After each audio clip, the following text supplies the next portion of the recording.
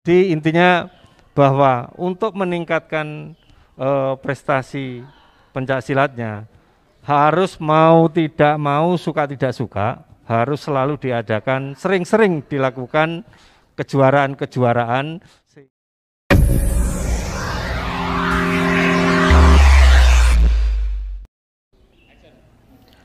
Bismillahirrahmanirrahim. Assalamualaikum warahmatullahi wabarakatuh. Jumpa lagi tentunya dengan saya Ageng Bodro, tetap di Humas Persaudaraan Sejati Trate. Kali ini buat dulur-dulur semua dimanapun berada, kebetulan kami dapat kesempatan untuk ketemu dengan para senior-senior kami, baik dari dunia prestasi, seni maupun organisasi. Jadi langsung saja nanti akan saya perkenalkan satu-satu. Di sebelah kanan saya sudah ada tak asing lagi. Ini ada Mas Kentus. Di masa lampau beliau adalah atlet seni yang nggak asing lagi, salah satu anak didik dari almarhum Mas Ipit. Sebelah kanan saya ada pelatih saya Mas Asep, yang beliau piawai sekali tentunya di ajaran. Ada Mas Arbini, beliau juga mantan atlet era tahun 80-an. Mas Tio juga sebagai atlet seni, promotor Barata ya Mas. Kemudian ada Mas Dartono, betul. Jadi kalau latihan itu jurus nggak boleh salah sama beliau. Kemudian ada Mas Kat, beliau adalah tokoh PSHT yang kebetulan menjadi salah satu wakil dan pengurus di PBIPSI. Kemudian ada bapak saya, sesepuh saya, pelatih saya, Mas Harun Sunarso ini, beliau dulu sempet zaman saya atlet yang bimbing kita lah gitu. Jadi ya duitnya, ya tenaganya, ya pikirannya. Kemudian ada Mas Sutrisno, beliau ini juga salah satu atlet yang luar biasa pada eranya tahun 90-an nggih Mas. Tahun 90-an. Kemudian ada Mas Roni. Mas Roni ini adalah dulu pria jenius kalau saya. Beliau ini jenius hingga akhirnya dalam berprestasi. Beliau ini sangat atlet adu bebas kalau di era sekarang kayak Mas Wardi. Kemudian tak asing lagi ada Mas Nano. Wah, Mas Nano ini senior saya tapi belum sempat ngelatih saya gitu, karena dulu saya atlet kalahan. Jadi Mas Nano ini selain pelatih pelatnas, beliau juga aktivis lah di PSHT ini, dia punya kepedulian terhadap adik-adiknya. Ada Mas Koko juga sama, Lur, ini pelatih saya juga, pendiam tapi galak. Terus ada Mbak Tina ini inspirasi saya. Mbak Tina ini dulu juga pelatih eranya tahun 90-an ya Mbak ya. Tahun 90-an beliau berprestasi sampai nasional bahkan internasional. Dan terakhir adalah senior saya juga, Mbak Witri. Mbak Witri ini adalah pelatih saya langsung. Dulu saya diopeni di rumahnya, Lur. Nah, untuk mengawali sore hari ini mungkin langsung saja kita akan bicara seputaran PSHT dalam memaintain, mengelola dan juga mengembangkan prestasi. Nah, dalam hal ini kebetulan Mas Harun ini adalah Ketua Bidang Teknik Pengurus Persaudaraan Sejati Trate Pusat. Sugeng sonten Mas Harun. Selamat sore, sugeng sonten Dek Ageng. Terima kasih Mas Harun atas kesediaannya waktunya, sampai hari ini masih terlihat sehat. Alhamdulillah. Masih bersemangat ngopeni kami ini yang adik-adik yang tentunya perlu bimbingan ya Mas. Jadi ini langsung saja Mas, terkait dengan historis sejarah PSHT. Seperti dikenal secara umum di luar sana bahwa PSHT itu tidak semata-mata hanya perguruan pencak silat yang memiliki anggota, tetapi gaungnya di luar PSHT itu juga PSHT itu terkenal akan prestasinya dalam banyak hal. Lah tentunya ini pasti didasari oleh pendahulu kami yang sudah berpikir kenapa kok perlu ada prestasi, kenapa kok perlu pengembangan, tidak semata-mata olahraga pencak silat ini hanya bagian dari bela diri. Nah, barangkali Mas Harun bisa menjelaskan secara singkat kok PSHT itu bisa sebesar ini dan prestasinya dikenal di luar sana? Monggo Mas. Terima kasih. Jadi yang pertama, memang SHTRAT sekali lagi dipimpin oleh dua jalur yang sinkron tadi. Yang pertama jalur idealis yang dipimpin oleh Dewan Pusat atau sekarang dinamakan Majelis Luhur. Kemudian jalur profesional itu dipimpin oleh pengurus pusat. Nah, pengurus pusat ini punya program untuk peningkatan prestasi, khususnya prestasi pencaksilatnya. Dimulai dari tahun 79 itu diadakan SHT Cup yang pertama kali diadakan di Madiun pada tahun 1979. Kemudian secara bertahap 2 tahun sekali, yaitu tahun 81 itu diadakan SHT Cup yang kedua, yaitu di Solo. Waktu itu pemenangnya adalah juara umumnya adalah cabang Ngawi. Berlanjut tahun 83 diadakan SHT Cup di Jakarta. Kebetulan juara umumnya adalah cabang Ngawi. Waktu itu memperebutkan namanya Piala Bergilir SHT Cup yang terbuat dari emas murni 1 kg. Setelah SHT Cup ketiga di Jakarta, dilanjut SHT Cup keempat tahun 1986 di Ngawi. Waktu itu Ngawi bersemangat sekali untuk bisa menjadi juara umum.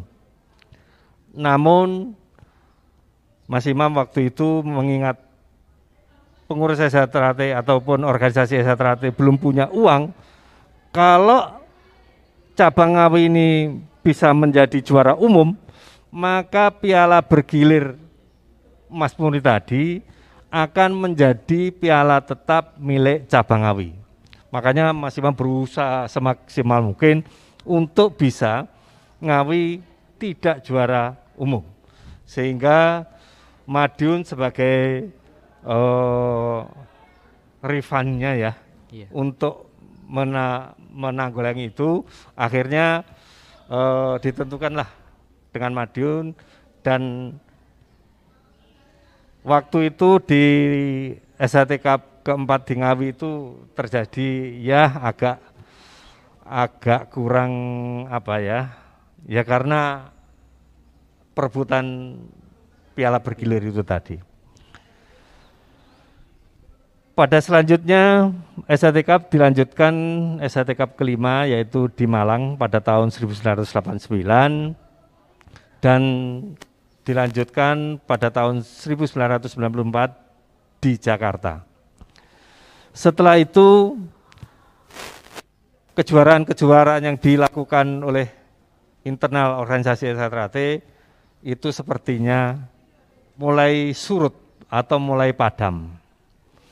Nah, untungnya kita-kita yang di cabang itu tetap secara aktif mengikuti kejuaraan-kejuaraan yang dilakukan oleh daerah maupun internal SHTRAT sendiri di DKI.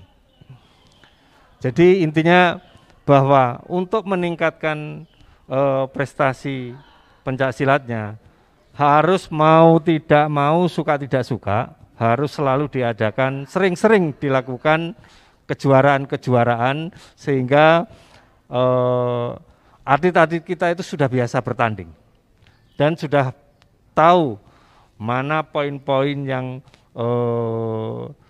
banyak untuk pemenangan di kejuaraan itu. Mungkin itu yang bisa kami sampaikan. Jadi intinya untuk peningkatan prestasi pencaksilat paling tidak harus sering diadakan kejuaraan-kejuaraan. Entah itu lingkupnya daerah, entah itu lingkupnya cabang ataupun koordinator wilayah, saya rasa harus selalu diadakan, sehingga ketika kita berprestasi di luar perguruan, yaitu di lingkungan IPSI, kita bisa diandalkan. Esa Trate beberapa tahun yang lalu ya, itu cukup disegani oleh pencak silat yang lain. Tapi rupa-rupanya sekarang ini kok sudah mulai agak adanya penurunan. Saya berharap dengan adanya kegiatan Piala Raden Mas Imam Kuspakat ini bisa memicu semangat kita untuk bisa terus mengadakan kejuaraan-kejuaraan khususnya internal Esa Trate. Iya Mas, baik, terima kasih. Berarti memang dari sejak tahun 70-an memang PSHT itu sudah aktif melakukan atau menyelenggarakan kejuaraan ya Mas. Jadi kalau mengacu kepada prestasi ini mungkin saya akan geser ke Mas Nano. Jadi Mas Nano ini kebetulan kalau tidak salah dengar juga menjadi ketua panitia untuk kejuaraan dunia mendatang ya Mas Nano ya? Ya Mas. Selamat sore Mas Nano. Selamat sore Mas Ageng. Jadi selamat sore sama sepuh. Tadi sempat dipaparkan dari Mas Harun bahwa memang sejak lama kita tuh sudah secara intens memiliki event-event baik skala wilayah maupun nasional. Nah belakangan ini kan saya tahu Mas, belakangan ini memang mungkin juga termasuk ada pandemi jadi menjadi kendala. Tapi secara umum memang PSHT itu sedang sepi Mas. Sedang sepi artinya apa? Kurang bergairah event-event yang seperti tadi dipaparkan oleh Mas Harun. Nah ini Mas Nano saya dengarkan jadi panitia kejuaraan dunia. Nah ini barangkali yang menjadi dasar dan motivasi apa ini Mas? Sebelum nanti kita masuk ke segmen pesan dan kesan, ini dasarnya motivasinya seperti apa? Monggo Mas Nano. Terima kasih Mas Ageng. Saya dapat amanah pada saat kejuaraan Esa Trate Piala Kemenpora di Cibubur. Itu ditugaskan oleh Majelis Luhur yang dua ketua umum untuk menjadi ketua panitia kejuaraan dunia. Dan sebenarnya ini pasti mimpi kita semua. Kita ini perguruan besar yang belum pernah kejuaraan dunia. Kalau perguruan lain mungkin sudah punya di beberapa kali. Nah kita ini belum pernah punya. Nah ini mimpi kita semua, pengen punya kejuaraan dunia pencak silat Esa Trate. Nah waktu itu udah kita pengen gelar di Jakarta. Di tahun 2020 harusnya kita laksanakan. Tapi karena pandemi kita mundur. Alasan atau mungkin kenapa sih kita bikin kejuaraan dunia? Karena piala yang depan kita ini terakhir diperebutkan itu 94. Dan itu tidak ada lagi kejuaraan nasional yang untuk merebutkan ini. Ada kejuaraan dunia Kemenpora, ada kejurnas yang lain ada. Piala, ada krida yang lain ada, istilah Mas Maji dulu krida namanya. Ada, tapi tidak memperebutkan ini. Yang betul Esa Cup memperebutkan piala ini tuh tidak ada sejak 94. Sehingga kita mencoba untuk diangkat ini menjadi piala untuk kejuaraan dunia kita. Sebagai informasi bahwa kejuaraan dunia itu nanti akan diikuti mewakili provinsi. Karena cabang kita ini kalau seluruhnya waktu itu berpikirnya di atas 250 sampai 300 gitu. Selesainya mungkin 1 bulan baru selesai gitu. Sehingga kita akan pilih antar provinsi. Nanti mewakili provinsi. Nah kecuali yang komisariat luar negeri, kemarin sudah confirm itu ada 10 negara yang siap di 2020 itu akan ikut di beberapa negara kejuaraan dunia ini. Itu untuk peserta. Kemudian kelasnya juga akan kita batasi, tidak mungkin kita semua cabang, misalnya Jakarta, nanti DKI Jakarta itu tidak bisa mengumpulkan semua full dari 15 nomor yang kita kirim. 15 mungkin hanya pilih 10 saja. Supaya waktu yang 4 hari ini kita bisa menyelesaikan pertandingan baik tunggal, ganda, regu dan juga tanding. Paling tidak kita punya mimpi kejuaraan dunia yang pertama ini sukses dari penyelenggaraannya. Nah, mimpi lain bagaimana caranya kita siar dari kejuaraan dunia ini. Kita juga sedang menyiapkan bagian lain. Gimana caranya orang datang ke GOR itu ada foto sejarah perjalanan Esa Trate. Mulai 1922, ini tuh ada tokoh-tokoh, gambar tokoh di situ sedang berlatih, ketemu dengan siapa, sampai dengan tahun 20-an, 30-an, 40-an, sampai dengan yang saat ini. Sehingga terjajar di situ nanti ada foto. Jadi orang datang itu melihat foto Esa Trate dari masa ke masa, Sehingga nanti kelihatan prestasinya mulai tahun berapa apa sekarang ada di situ. Mudah-mudahan ini juga kemasan lain. Dan kita sudah mulai bikin pemberitahuan, bikin iklan beberapa. Mudah-mudahan minggu depan ini kita bisa iklan tentang kejuaraan dunia ini supaya ini booming gitu. Karena sampai saat ini baru ada 10 provinsi yang sudah menyatakan punya atlet untuk berpartisipasi. Nah, kita masih menunggu sisanya, plus yang agak berat nanti luar negeri karena pandemi. Yang terakhir kaitannya dengan prestasi, sebenarnya karena ini, terima kasih Mas Ageng sudah membuat seperti ini, karena nggak pernah diekspos. Padahal secara nasional Mas Harun boleh, karena mungkin Mas Ageng jarang-jarang nanya ke ini Mas. Kalau secara prestasi di Pelatnas ini penghuni S1 paling banyak. Kita ada 8 atlet kita di sini. Perguruan lain tapak suci cuma 3, Presediri 1. Anggaplah seperti itu ya. Ini kita masih paling banyak. Hanya memang Jakarta tinggal Puspa, Dedek Haidir. Walaupun Dedek Haidir namanya Papua Barat, Puspa dari Jakarta, nanti Lia sama Yustika itu yang dari DKI. Tapi yang lain ada Kafis dari Batam, ada Wanur Reza dari Riau, ada Atifa dari Jawa Tengah, ya. Itu anak-anak yang sekarang jadi penghuni Pelatnas. Ini secara umum sebenarnya kita masih yang terbaik. Hanya memang kita jarang diekspos tadi karena mungkin Mas Ageng kapan-kapan boleh juga anak Pelatnas S1 dipanggil, ini loh asalnya dari mana biar tahu di situ. Ini tetap masih ada Mas Harun. Jadi mudah-mudahan ini menjawab dari Mas Harun. Adik-adik kita di lapangan masih tetap ada, walaupun mungkin besok di Papua akan kita uji. Kita juga pesertanya kedua sekarang. Kalah ada satu perguruan lagi peserta. Kita hanya 13 yang peserta dari S1 yang akan berlaga di 13 kelas atau 11 nomor yang nanti bertanding di Papua. Di atas kita ada 17, salah satu perguruan, nggak usah sebutkan perguruannya, ada 13. Kita kelewat. Saya hitung pada saat Mbak Tina main di Jawa Timur, dan Mas Koko ini ngajak saya jadi pelatih DKI itu tahun 2000 ini. Jadi saya diajak jadi pelatih oleh beliau. Itu kita ada 45 orang S1 yang waktu itu satu-satu berlaga di PON Surabaya. Memang penurunan Mas Harun secara jumlah. Nah mudah-mudahan kirohnya kejuaraan dunia ini ada seleksi, ada kejuaraan di wilayah, membuat pembinaan bisa makin baik. Sementara itu barangkali Mas Ageng. Terima kasih Mas Nano.